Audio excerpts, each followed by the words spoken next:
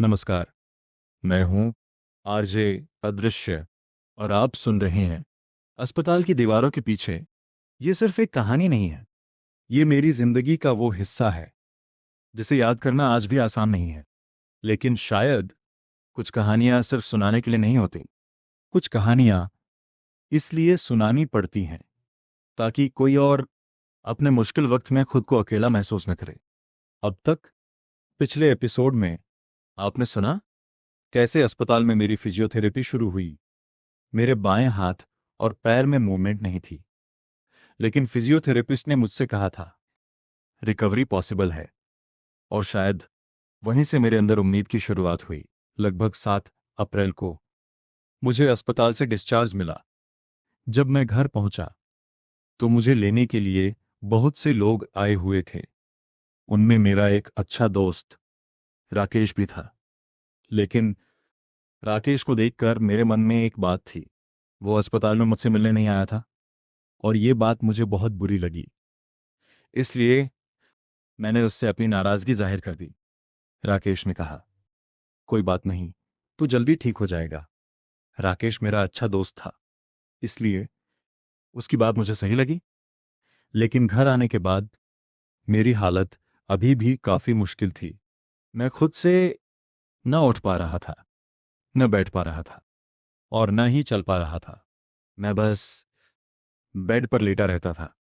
अस्पताल से घर तो आ गया था, लेकिन मेरी असली रिकवरी अभी शुरू होनी थी। घर आने के बाद मेरी मम्मी और पापा ने फिजियोथेरेपिस्ट की तलाश शुरू की।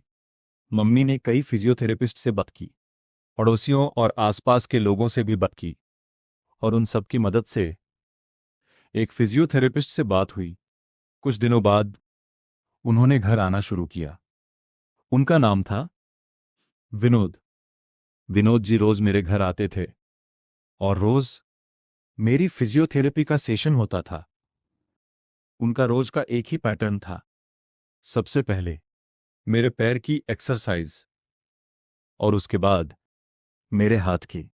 रोज यही सिलसिला चलता था।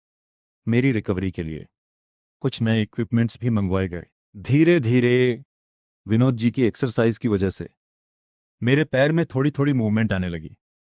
मूवमेंट बहुत छोटी थी, लेकिन मेरे लिए वो बहुत बड़ी बात थी, क्योंकि कुछ समय पहले तक मेरा पैर बिल्कुल काम नहीं कर रहा था और अब मुझे लग रहा था कि शायद मेरा शरीर धीरे धीरे रिस्पॉन्ड कर रहा है। फिर एक दिन अचानक मेरे हाथ में भी हल्की सी मूवमेंट हुई, बस थोड़ी सी, लेकिन वो अपने आप हुई थी। और उस वक्त मैं बहुत खुश हुआ।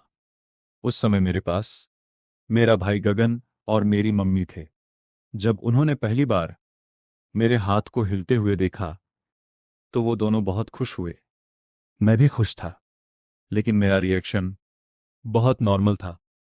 शायद उस वक्त मुझे पूरी तरह एहसास ही नहीं था कि ये छोटी सी मूवमेंट मेरे लिए कितनी बड़ी बात थी। लेकिन आज जब पीछे मुड़कर देखता हूं तो लगता है वो एक बहुत बड़ा पल था। हालांकि उसके बाद तुरंत कोई बड़ा बदलाव नहीं आया। काफी समय तक मेरे हाथ में वही हल्की सी मूवमेंट रही, लेकिन मेरी फिजियोथेरेपी रेगुलर चलती रही।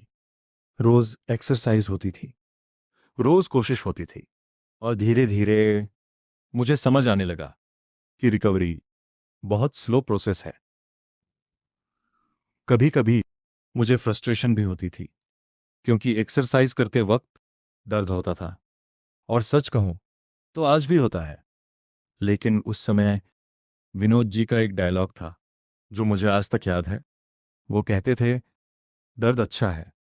उस वक्त शायद ये सुनना आसान नहीं था, लेकिन मैं फिर भी एक्सरसाइज करता रहता था। जब मेरे हाथ या पैर में थोड़ी बहुत मूवमेंट आती थी तो मुझे लगता था कि हाँ, पहले से रिकवरी हो रही है।